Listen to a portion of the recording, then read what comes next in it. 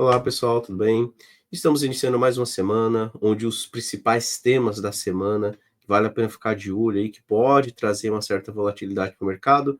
Primeiro ponto, as negociações aí para o fim da guerra, Rússia-Ucrânia, né? Está sendo ali intermediado pelos Estados Unidos, então fiquem atentos, dependendo do que venha a ser decidido ali, isso pode trazer uma movimentação para os próximos dias. Temos também, né, o tarifaço dos Estados Unidos, tem que ver se não vai ter alguma novidade para os próximos dias.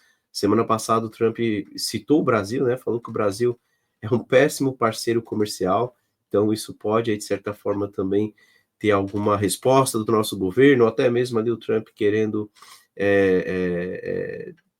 colocar mais alguma outra sanção, né? Enfim, acabar penalizando ainda mais o Brasil, então tem que ficar atento caso isso venha a ocorrer.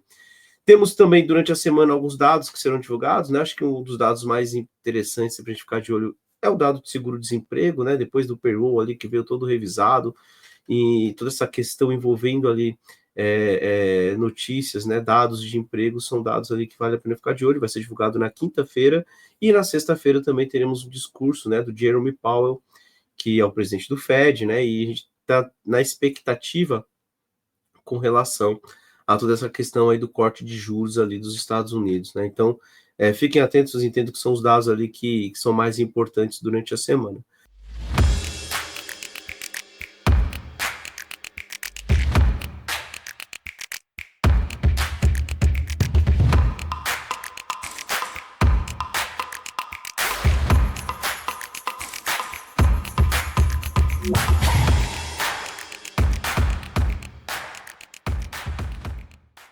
Para quem não me conhece, me chamo Alan, faço parte da equipe Ficube. Vamos começar a nossa análise dando uma olhada aqui no gráfico do Ibovespa. Vamos lá, pessoal. Ibov. O Ibov, pessoal, ele tinha perdido aqui essa região, né, que nós comentamos aqui, que era dos 135, 135,500, veio nessa movimentação de queda. Enquanto ele estava abaixo dos 135,500, eu fiquei ali um pouco mais pessimista, acreditando que ele poderia dar continuidade na queda e buscar a região dos 128, tá? Acontece que na semana passada ele voltou para cima dessa região, inclusive eu chamei a atenção na segunda-feira passada que ele estava no ponto de decisão, que se ele segurasse aqui, a ideia era buscar os 140 mil, só que tomar cuidado que se ele voltasse para baixo dos 135,500, voltasse para baixo dessa faixa verde, ele desenharia ali, né, formaria ali para a gente uma movimentação que daria ali uma sugestão de um terceiro movimento na queda, né, uma onda 3 para baixo. Não foi o que aconteceu. Ele acabou respeitando essa região em verde, né? Ele até deu uma esticada ali mais forte, voltou para testar novamente e tenta segurar mais uma vez. A princípio, a leitura é a seguinte: acima dessa marcação verde, o alvo vai testar a faixa vermelha de novo, testar a região de 140 mil, tá? Se vai fazer um novo topo ou não, a gente vai ter que aguardar quando chega lá, né? Mas para quem acredita na compra, acredita que o mercado é para cima, ele está no ponto que ele tem que dar continuidade, tem que romper para cima do 138. Então, é uma região que eu tenho uma leitura mais compradora, com alvo na faixa dos 140 mil. Os ROCs, né, os indicadores aqui, Mima Rock, voltaram para cima de zero, né? Então, todos aí alinhados para cima de zero. Então, isso ainda sugere para a gente uma movimentação de alta por Ibovespa, tá? Então, vamos ficar de olho. Ainda para cima, né? Vamos ver se ele rompe para cima desse 138 e busca ali o 140. Ele acaba desconfigurando ali aquela movimentação de queda que ele havia feito ali nos últimos dias. Gráfico do dólar, WDO FUT. Vamos lá. O dólar não tem muito o que falar, ainda segue sendo para baixo, né? Topos e fundos descendentes. Vamos lá. Topos e fundos descendentes. Ele perdeu ali uma região de suporte no 5.485, né? 5,48. Ele tem um alvo até a região, pessoal. Deixa eu só pegar aqui, acho que foi pelo semanal que eu tinha pegado esta região de preço aqui, na faixa dos 5,37, tá? Então, ficar de olho que, assim, para baixo, né? É difícil apostar que esse dólar ele vire aí, ele reverta essa movimentação de queda. Pode até ser que ele faça repique, né? Então, tem uma correção da queda, algo parecido com isso. Mas qualquer movimentação de correção do dólar, eu entendo que é correção para depois continuar caindo, tá? Então tá difícil apostar nesse dólar virando para compra. No momento ainda sugere continuação na queda, então fiquem atentos porque o dólar segue pesado aí para baixo. Bem, toda semana eu trago dois candidatos, né? Essa semana eu gostaria de chamar a atenção para dois candidatos que eu acho interessante para compra. O primeiro é o gráfico de plano e plano, PL3, tá? Se eu pegar aqui o gráfico semanal, deixa eu só ver o semanal. Pelo semanal ele é um gráfico bem bonito, né? Recentemente ele fez um novo topo, né? Deu uma pernada de alta, chegou aos R$17. Vem corrigindo desde então. E está chegando aqui em regiões ali de alguns topinhos que ele deixou no passado, que começa a testar agora, tá? Então eu vejo como um ponto de compra, né? O ponto que ele está agora já seria o primeiro ponto de atenção. A ideia seria ele segurar por aqui e tentar formar mais uma pernadinha de alta, mais uma pernadinha de alta para testar os topos, né? Se por acaso ele seguir caindo, eu ainda acho interessante para compra, mas aí a próxima parada vai ser na faixa dos 11, tá? 11,20, né? Seria o próximo ponto de suporte. Mas a partir deste ponto que ele está agora, já é um primeiro ponto sim para se pensar nas compras. O ideal aqui, olhando esse gráfico diário, é que plano e plano, né? Plano e plano rompa para cima da região dos 13,80, né? Que são esses últimos topinhos. Vou desconsiderar esse pavio aqui, tá? Então, para cima dos 13,80 e não pode perder a região dos 12,40. Ele teria que desenhar algo parecido com isso.